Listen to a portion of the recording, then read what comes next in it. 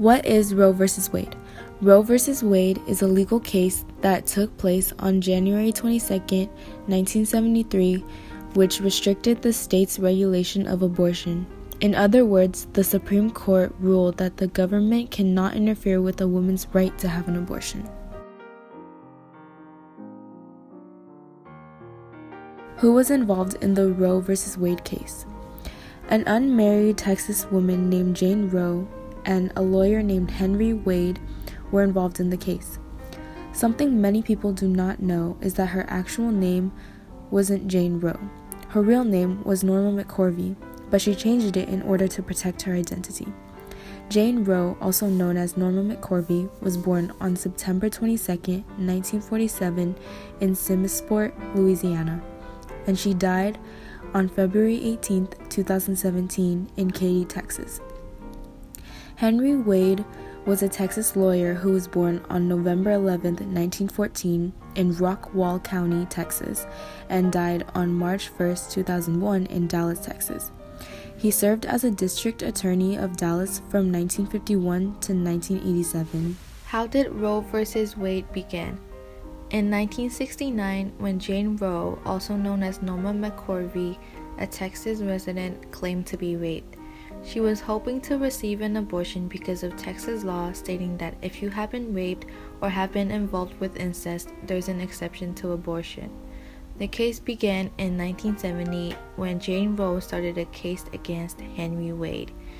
Later, she reveals that it had all been a lie and she just wanted the abortion. She ended up having the child, whom she put up for adoption, and continued to have her case attached to the suit as it moved over time through the court system.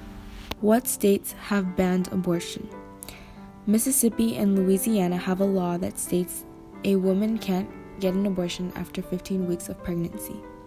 In Iowa, if you are able to hear the fetal heartbeat, it means you can't get an abortion, and even if the person had been raped and the doctors detect a heartbeat, they still aren't able to get their abortion.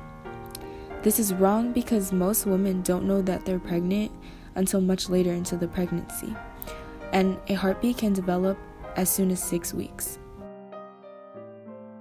Why is Roe v. Wade important? The beginning outcome of Roe v. Wade was that states could not restrict abortion in the first trimester.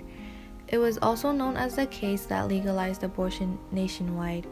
After this case, many states were against restrictions on abortion rights. Even after 43 years, this case is still well known. In the 2016 election, Trump and Clinton had a debate about Roe v. Wade. Trump stated that Roe v. Wade will automatically be overturned when he designates justices to the High Court. Clinton then stated that she supports Roe v. Wade and that she believes in women's right to choose. Even today, this case affects citizens because it legalized abortion. How does banning abortion affect people?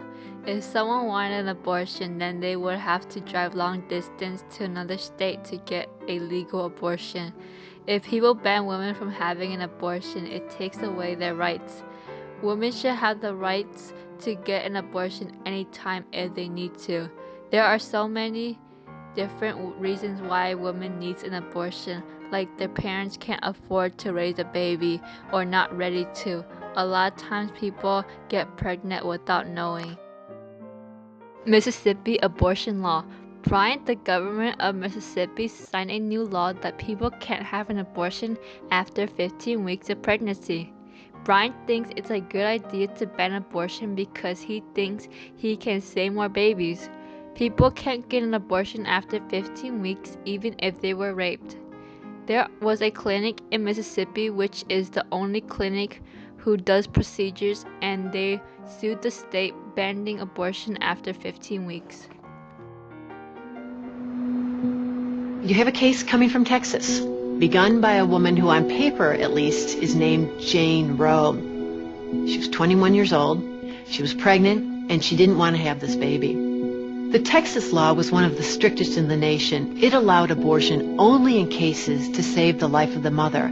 So even if you had a situation where a young woman had been raped or the victim of incest, she still could not get an abortion in Texas. Equal pay for equal work should we not frown? women were by definition, by nature, intended, many people believed, to take care of homes and children. And to say that's not true, but that women have a right to be lawyers and doctors and police officers, that was radical. You have the Equal Rights Amendment moving through the Senate and the House. You have Ms. Magazine being started by Gloria Steinem.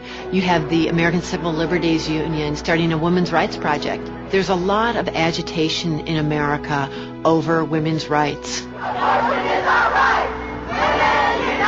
There was an assumption that if you had a baby, if you were a mother, you were no longer entitled to pursue a career.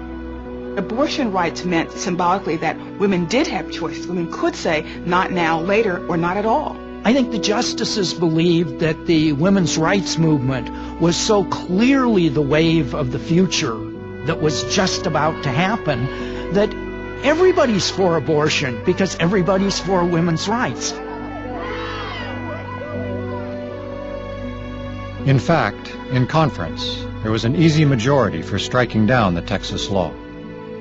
Warren Burger gives the opinion to his friend Harry Blackmun. Harry Blackmun and Warren Burger had been childhood chums in Minnesota. Warren Burger, I think, believes that he could have more control over the opinion. Blackmun didn't know why Burger assigned the opinion to him. Maybe because he'd been counseled to the Mayo Clinic back in Minnesota. But what would his doctor friends think about this case? Blackmun was in turmoil. At home, his 3 grown daughters happened to be visiting. So at supper, Blackmun put the question, "What are your views on abortion?" By the time his wife and 3 daughters sounded off on him, Blackmun announced, "I think I'll go lie down. I'm getting a headache." Justice Blackmun was a very green justice at this point in his career. The workload is very tough. It's very much of a burden within the marble wall.